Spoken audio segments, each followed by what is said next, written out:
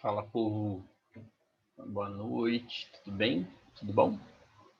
Seguinte, ó, grava para vocês aí o módulo referente ao número 48, né? É o nosso último módulo que trata sobre o continente europeu. Ele é um módulo que fala basicamente sobre os países balcânicos. Então nós vamos discutir um pouquinho sobre a ex-Yugoslávia, sobre os países bálticos, marcado por 3 países que pertenciam à antiga União Soviética: Estônia, Letônia e Lituânia, e as repúblicas do Cáucaso, que seriam Geórgia, Armênia e Azerbaijão. Tá? Alguns conflitos dessa república do Cáucaso, relacionado à Chechênia, Daguestão, Ingushétia, a gente já viu na aula de ex-União Soviética, tá bom? Então é um assunto assim, ele é muito interessante, eu acho um assunto bem bacana, mas não é um assunto muito importante para os nossos vestibulares, né? E finalizando a questão de Europa, a gente já vai estar entrando na África, e a África é bem rapidinho, são alguns módulos mais curtos, são módulos mais simples, mais gostosos, mais tranquilo de ser estudado, beleza? Bom, então a primeira questão aí, a gente poder identificar quem são os países balcânicos, tá? Os países balcânicos estão localizados nessa região, essa região é a Península Balcânica, tá? Mas quando eu me refiro aos países balcânicos, eu estou falando da Eslovênia, Croácia, Bósnia e Herzegovina, Sérvia, porque a Iugoslávia não existe mais, tá? E Macedônia, beleza? Bom, então tá aí, a Iugoslávia. Olha, a Iugoslávia, ela era formada por 6 repúblicas, tudo bem?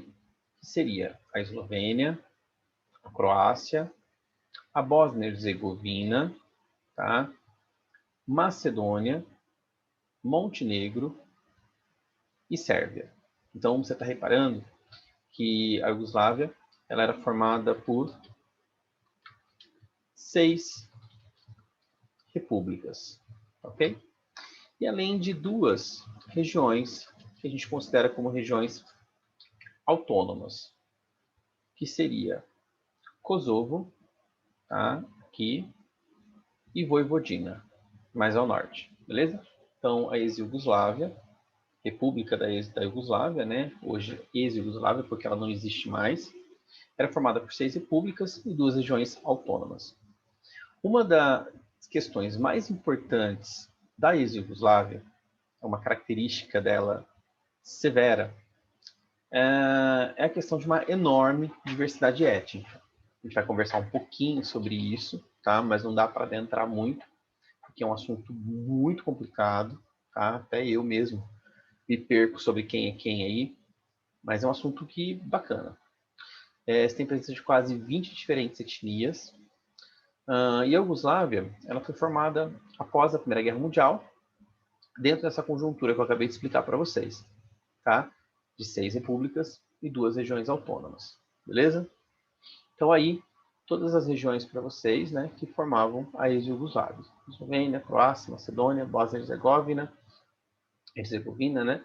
Sérvia, Montenegro, além dessas 2 regiões autônomas.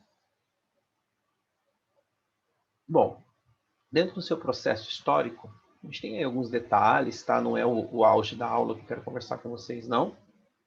Ela surge em 1918, né, quando ela é proclamada o Reino da Iugoslávia. Depois a região vai ser invadida e dividida, né, durante a Segunda Guerra Mundial. E em 1945 ela vai ser reunificada. Tá? E ela é uma região marcada aí por grandes diferenças, não apenas étnicas, mas também religiosas e severamente linguísticas. Tá? A gente tem um mouse que não está dando certo, né? Eu queria grifar, era tudo, mas não deu. A gente tem uma frase para substituir essas grandes diferenças étnicas que é usado para essa região, que é o conceito de mosaico de etnias, que significa justamente essa enorme diversidade étnica presente na região. Bom, depois de 1945, então, quando a ex-União Soviética, após a Segunda Guerra Mundial, eu vou chamar de União Soviética, não, a Iugoslávia, né? Ela vai ser reunificada. Uma das características dela principais é que ela vai fazer a adoção socialismo, tá? Mas ele é um socialismo que não segue a influência da União Soviética. Então, como é que funciona isso? De 1945 até 1980, a gente vai ter o Marechal Tito, tá? Que obviamente é um ditador, né? O Marechal Tito ele vai trazer algumas modernizações dentro do conceito de socialismo para a Iugoslávia, entre eles a reforma agrária, né? Algumas indústrias aí, principalmente aquelas indústrias típicas de países socialistas, que são as indústrias de base, né? A siderurgia e a metalurgia, tá bom? E o Marechal Tito, ele tinha uma ideia, né, já deixada fixada, que quando ele morresse, tá, haveria um sistema rotativo de presidentes entre entre as repúblicas, né? Então, uma hora seria um presidente da Eslovênia, uma hora seria um presidente da Croácia, uma hora seria um presidente da Sérvia, e assim por diante. Só que, logo após a morte do Marechal Tito, né, a gente já tem aí uma grande crise do bloco socialista, então os países começam a ruir, a União Soviética já começa a apresentar uma grande decadência em si, até que em 1991 eles realizam uma eleição e um croata será eleito na presidência do país. Mas os sérvios, que já tinham a ideia de fazer um país onde todos fossem anexados a eles, né, que seria, no caso, a Grande Sérvia, acabou não aceitando e simplesmente impediu que esse croata ele subisse, então, ele assumisse o poder. Resultado da história. A Eslovênia vai declarar sua independência e a Croácia também, tá?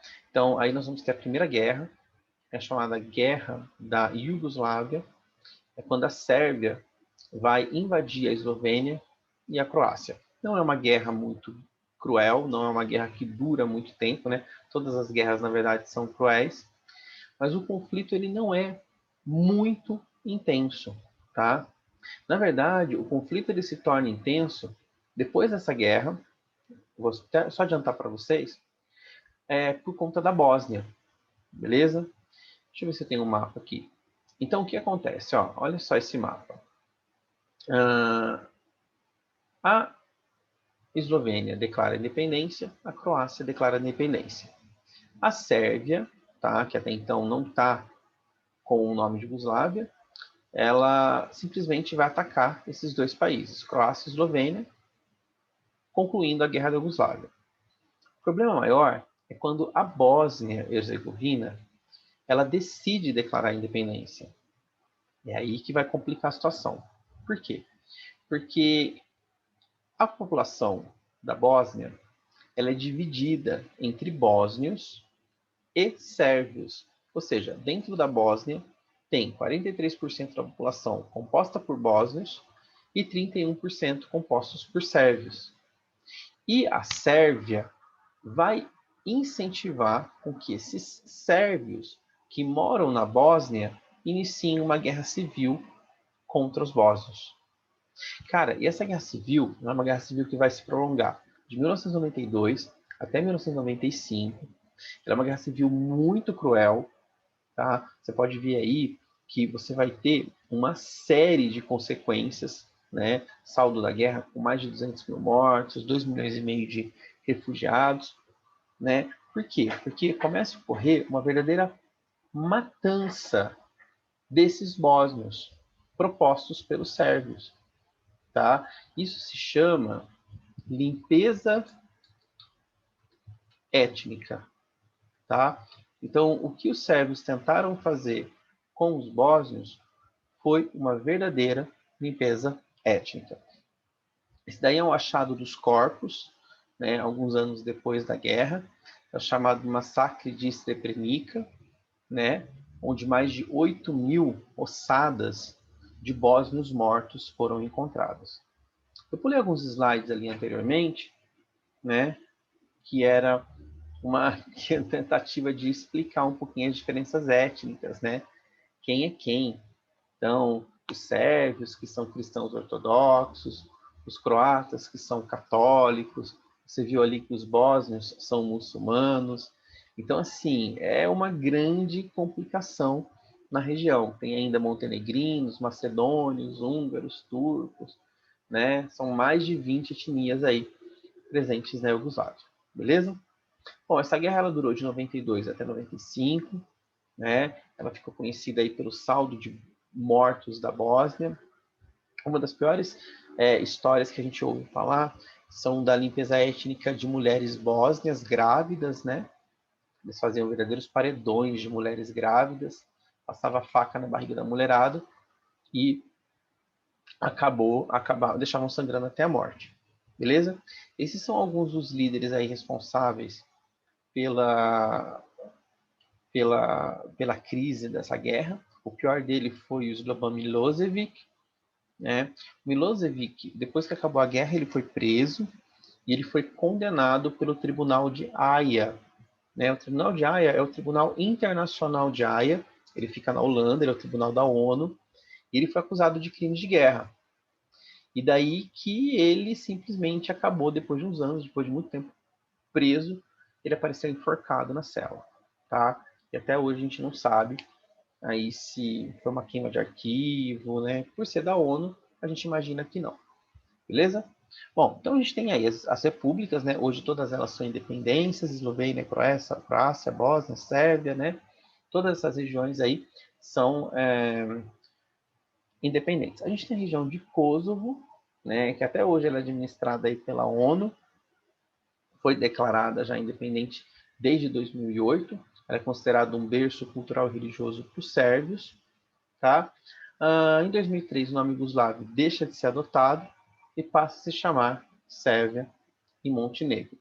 3 anos depois, se tem a independência de Montenegro e todas as repúblicas antigas Iugoslávia, hoje, inclusive Kosovo, são independentes. Tá bom? Então tá aí para vocês uma aulinha sobre Iugoslávia. Essa é a capital Sarajevo, da Bósnia.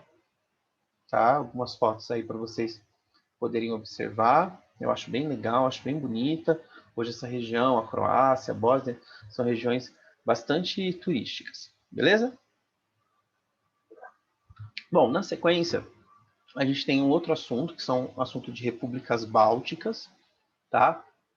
As repúblicas bálticas, formadas por Estônia, Letônia e Lituânia, são 3 países que pertenciam à antiga União das Repúblicas Socialistas, mas que conseguiram a sua independência em 1991. E desde então, elas iniciaram um processo de aproximação com a União Europeia, tá certo?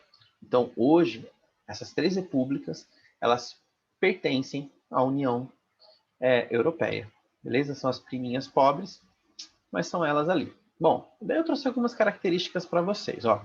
Nós temos aí, no final da União Soviética, mais ou menos 1985, a Glasnost, que é uma reforma política, né? E que vai acabar incentivando a independência de várias dessas repúblicas. Entre elas, a Estônia, a Letônia e a Lituânia, que vão conseguir a sua independência, tá? E é muito bonitinho, porque uma consegue toda seguida da outra, tá? Bom, a Estônia consegue sua independência aí dia 20 de agosto de 1991, é considerada a menos populosa das repúblicas e sua capital é Tallinn, tá? A maioria é composta por estoniano, mas também tem a presença de russo, que compõe cerca de 1/3% da população, além dos ucranianos. Das 3 repúblicas bálticas, é considerada a mais industrializada. Tá? Uma economia bastante baseada, não só a Estônia, mas a Lituânia também, no xisto, tá? Um xisto pirobituminose. Ele é extraído em forma de gás ou em forma de óleo. Ele pode gerar, ele tem as mesmas propriedades aí basicamente que o petróleo, tá? E consecutivamente ele acaba movimentando a economia da região, assim como a indústria de base, né, siderurgia e metalurgia, e a indústria química. Bom, os dados aí, tá? Os dados sociais, eles até são bons, a mortalidade infantil está na casa de 10 por mil nascidos, a do Brasil está cerca de 20, só para você ter uma ideia. A Suécia, que é um país vizinho, tem cerca de 3 por mil nascidos. Uma população urbana de 70%, pequena até, né? Comparada do Brasil, a do Brasil já chega a quase uns 89, 90% aí. Tudo bem que a maioria é favela, a maioria não, mas tem uma grande parte que é favela. É uma renda per capita de cerca de 20 mil dólares, só para você poder compreender o Brasil, está na casa dos 8 mil dólares, 9 mil dólares, né? Deu uma caída aí. E o IDH 44º no ranking. O Brasil permeia aí a 80ª colocação. Então, os dados são positivos, são bons. Uma pirâmide etária, basicamente com predominância de mulheres, isso é uma característica, assim, de quase todo mundo, né? Principalmente a população idosa, que sempre vive mais do que os homens. Mas é uma população também que está envelhecendo. Hoje, uma maioria de população adulta e simplesmente uma pirâmide que tem cada vez mais a diminuição da taxa de natalidade, ou seja, um afunilamento aí da pirâmide. Essa é a capital, Tallinn, da Estônia, tá? Acho muito bonita, assim. Os países bálticos são muito interessantes, acredito eu, do ponto de vista turístico, não conheço, mas morro de vontade de conhecer. São países frios, né? Uma média aí de 20, 25 graus Celsius no verão. Fora isso, no inverno são bem rigorosos. E depois a Letônia, né? A Letônia é minha ascendência aí, eu sou descendente de leto, né? Foi invadida em 1940 pela União Soviética e conseguiu sua independência depois da Estônia, dia 21 de agosto, tá? Ficou sob o regime nazista de 41 a 44, né? E tem uma parte da história aí em que o Stalin, né, ele força as migrações desses letões ou letos, tá? Em direção aos campos de concentração na Sibéria, beleza? A economia aí, ela tem uma grande participação da indústria, principalmente no setor de transportes, ou seja, fabricação de vagões aí, e uma forte indústria de bens de consumo, principalmente para rádios e refrigeradores. Os dados, né? Ela já é um pouco mais populosa do que a Estônia, tem uma mortalidade infantil também maior, cerca de 14 por mil nascidos vivos, e uma renda per capita bem menor, cerca de 11 mil dólares, né? A metade da vizinha Estônia. Perceba que a evolução da população também ela tende a diminuir, isso é uma tendência já da Europa, né? O envelhecimento da população. E essa é a capital Riga, tá? A capital da Letônia. É uma capital bem bonita aí, esse é o Mar Báltico. Ela é banhada pelo Mar Báltico, tá? E também fica coberta por gelo aí, inclusive com o congelamento do mar ali, tá bom? A Lituânia, anexada pela União Soviética em 45, você percebe que todas elas têm a mesma história, né? Também sobre a hegemonia nazista de 41 a 44, é a mais populosa, tá? Uma população mais homogênea, então onde você vai ter uma menor diversidade étnica aí.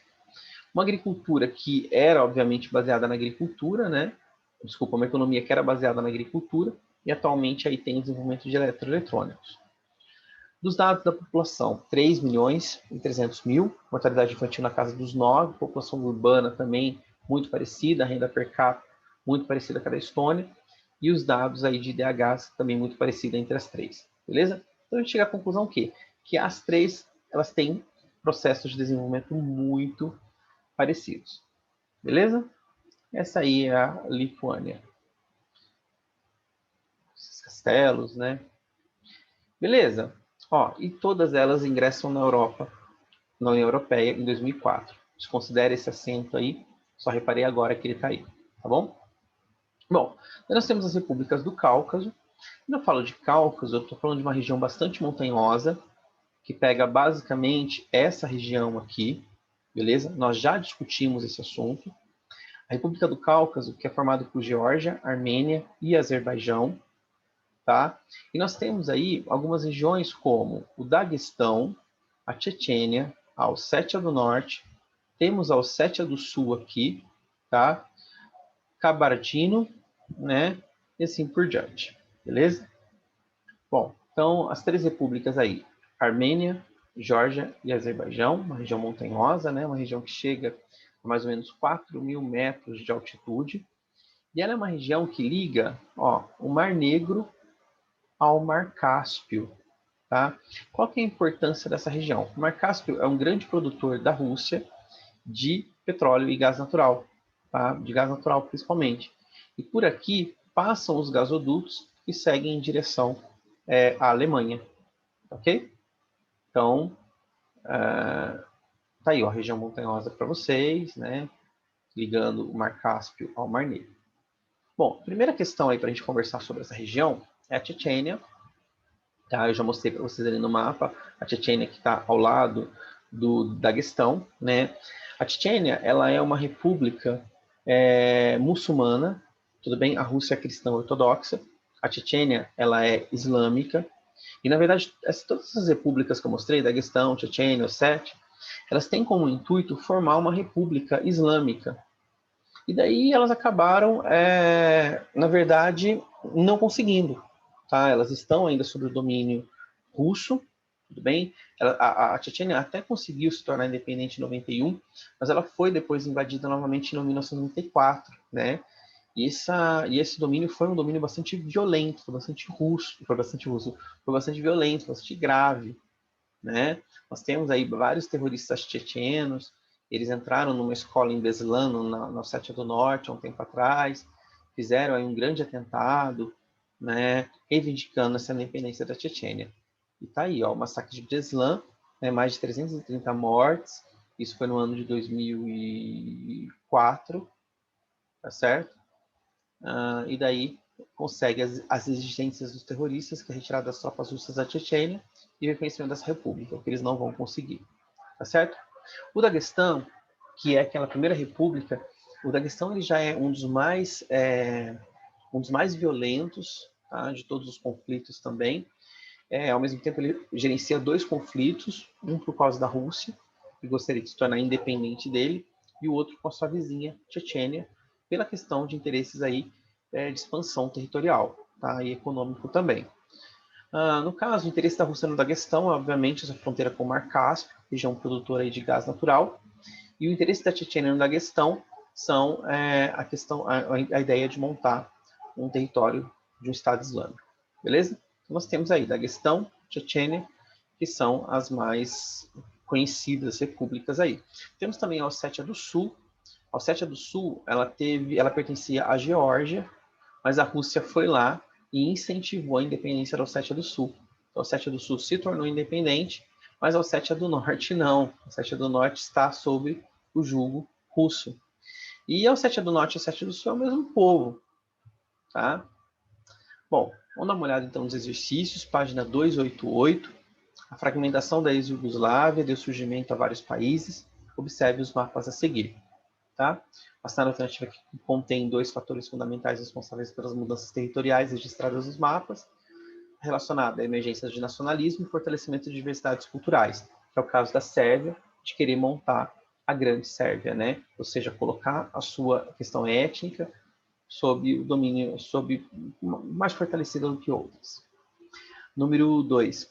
As disputas territoriais entre diferentes grupos étnicos, principalmente entre a minoria bósnia de etnia sérvia, que era apoiado pelos sérvios da Sérvia, e a maioria bósnia de religião muçulmana, que reivindicava autonomia política, combinou com uma guerra civil com perdas humanas e materiais na região conhecida como Balcãs. Número 3, são muitas as causas do conflito em países da CEI, Comunidade dos Estados Independentes, né? Porém, uma região montanhosa onde se localiza a Chechênia é a região do Cáucaso, letra A. Número 4, as 3 repúblicas aí que se extinguiram da União Soviética, Letônia, Estônia e Lituânia, então a gente vai correr para a letra A. Número 5, qual é o interesse da Rússia em manter a submissão da Chechênia? Né? Na verdade, ele mantém a Chechênia unida, porque se ele der a independência para uma república, isso poderia desencadear outros movimentos separatistas. E um caráter econômico muito importante que interessa aí é a presença de oleodutos e gasodutos na região. Tá bom? Temos aí a Rússia abraçando a Geórgia, né, a Geórgia do Sul, a Ossétia do Sul, desculpa. A Geórgia por conta da Ossétia do Sul, né? Identifica a situação retratada e a localização do território abordado, em seguida aponta 2 fatores que justificam o tema abordado.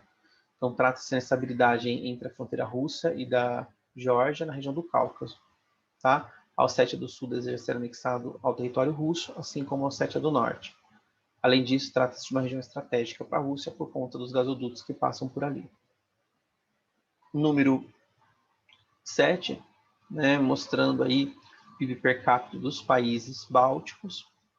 Perceba que isso vai ocorrer um aumento desde 2004, que é quando você tem a entrada desses países na União Europeia. Beleza? Então isso, obviamente, vai ser um fator positivo. Beleza? Povo, acabamos, tá? Acabamos de estudar a Europa. Agora a gente só tem continente africano e depois uma aulinha de Austrália e Antártida, que é bem tranquilinha, bem de boa. Tá bom? Ó, beijo pra vocês. Fiquem bem, a gente se vê. Tchau, tchau.